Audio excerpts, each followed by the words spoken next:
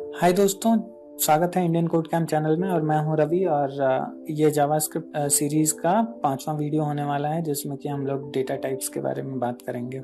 तो हमने पिछले कुछ वीडियोस में देखा कि वेरिएबल्स को डेटा या वैल्यू कैसे असाइन करते हैं और वेरिएबल्स का क्या स्कोप होता है और होस्टिंग क्या होता है। लेकिन हमने जो भी वेरिएबल्स असाइन किए उसमें हमने नंबर्स का यूज किया था। नंबर्स जावास्क्रिप्ट का एक तरीके का डेटा टाइप है। जावास्क्रिप्ट में और भी तरह के डेटा टाइप्स होते हैं और टोटल 8 तरीके के होते हैं और इन सभी का कुछ अपना यूनिक प्रॉपर्टीज है और हम इन्हें अलग अलग चीजों के लिए काम में लेते हैं।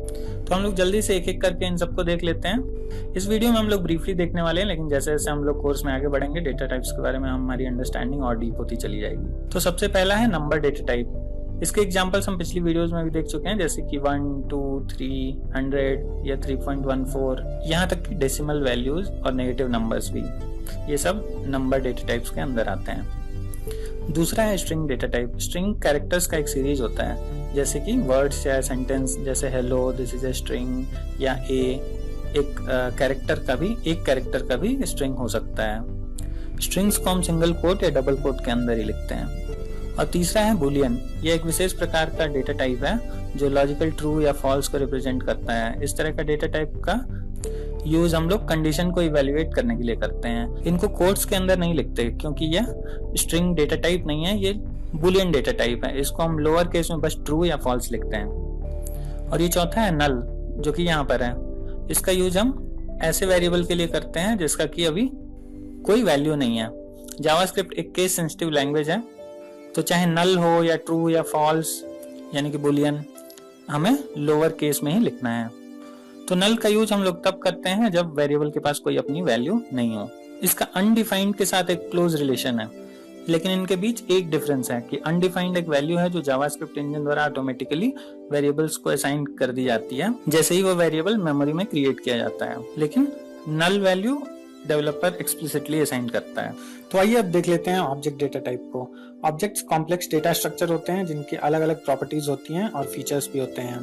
इनका यूज करके हम लोग बहुत सी कॉम्प्लेक्स प्रॉब्लम्स को हम लोग सॉल्व कर सकते हैं। जावास्क्रिप्ट लैंग्वेज ही ऑब्जेक्ट्स पर आधारित है।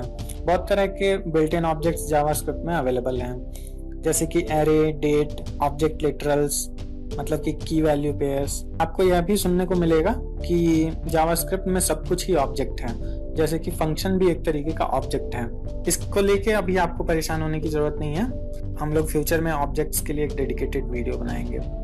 तो आइए अब बात कर लेते हैं सिंबल्स के बारे में।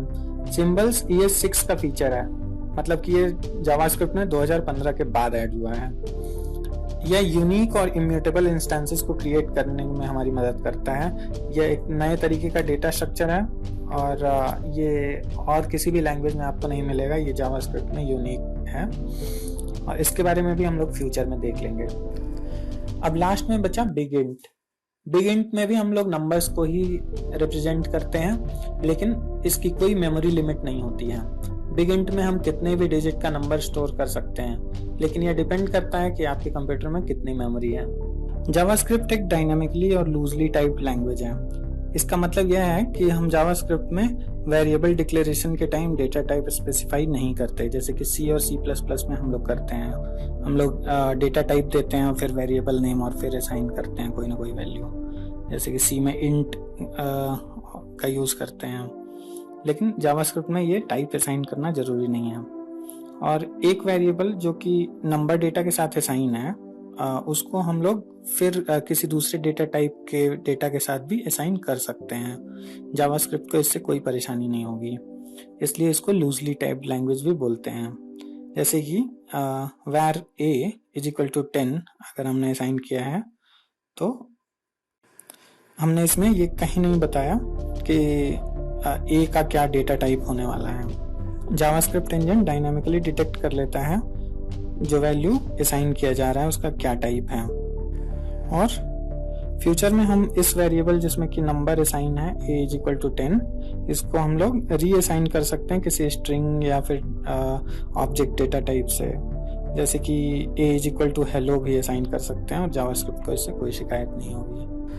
आज की वीडियो में इतना ही। आगे हम लोग देखेंगे कि एक एक डेटा टाइप जैसे कि स्ट्रिंग और बूलियन और नंबर्स के बारे में हम लोग और विस्तार से जानेंगे। तो मिलते हैं नेक्स्ट वीडियो में।